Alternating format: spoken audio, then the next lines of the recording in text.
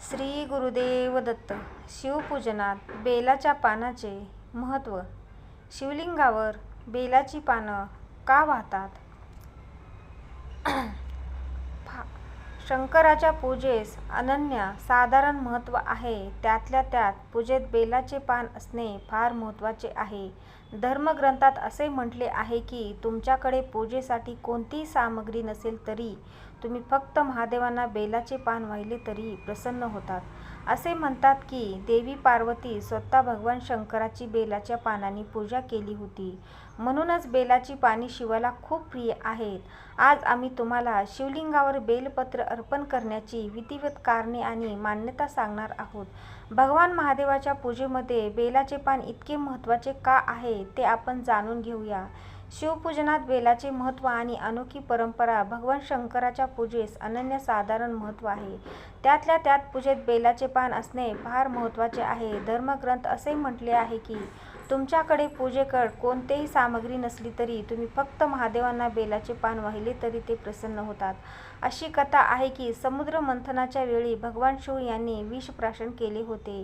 तेव्हा त्यांच्या घशात जळजळ होऊ लागली. बेलाच्या पानामध्ये विषनिवारक गुणधर्म आहे म्हणून त्याला डोक्यावर बेलाचे पान ठेवण्यात आले जेणेकरून विषाचा प्रभाव कमी होईल असे मानले जाते की तेव्हापासून भोलेनाथ यांना बेलाचे पान देण्याची परंपरा सुरू झाली.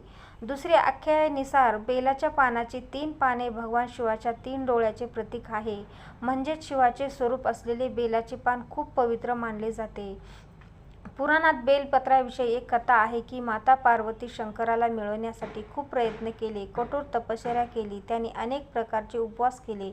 एकदा महादेवांना जंगलात बेलाच्या झाडाखाली बसून तपश्चर्या करत असताना देवी पार्वती शिवाची पूजा करण्यासाठी पूजेचे साहित्य आणायला विसरल्या. मग त्यांनी झाडाचे गळून पडलेल्या पानांनीच शिवाची आराधना सुरू केली आणि देवाला पानांनी पूर्णपणे झाकून टाकले. यावर भगवान शिव खूप प्रसन्न झाले आणि तेव्हापासून त्यांना बेलाची पानं वाहिली जातात. शिवपुराणातील नमूद केले आहे महत्त्व. भोलेनाथांच्या पूजेत बेलाच्या पानाचे महत्त्व आहे कारण ही बेलाचे पान अर्पण केल्याने सुद्धा महादेव प्रसन्न होतात म्हणून त्यांना आशुतोष असेही म्हणतात. बेलाच्या पानामध्ये 3 पाने एकत्र जोडलेली आहे.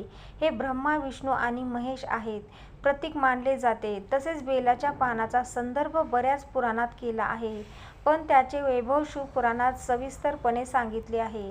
शिवपुराणात म्हणले आहे की बेलाचे पान हे भगवान शंकराचे प्रतीक आहे. देव स्वतःच्या महिम्याचा स्वीकार करतात. असा विश्वास आहे की जो कोणी बेलाच्या झाडाखाली मुळाजवळ शिवलिंग ठेवून भोलेनाथाची पूजा करतो तो नेहमी आनंद असतो. त्याच्या कुटुंबावर कधीही संकट येत नाही. बेलपत्राची उत्पत्तीची स्कंद पुराणात आढळून येते. पौराणिक कथेनुसार एकदा पार्वती देवीच्या घामाचे काही थेंब पृथ्वीवर पडले आणि त्यातून बेलाच्या झाडाची निर्मिती झाली.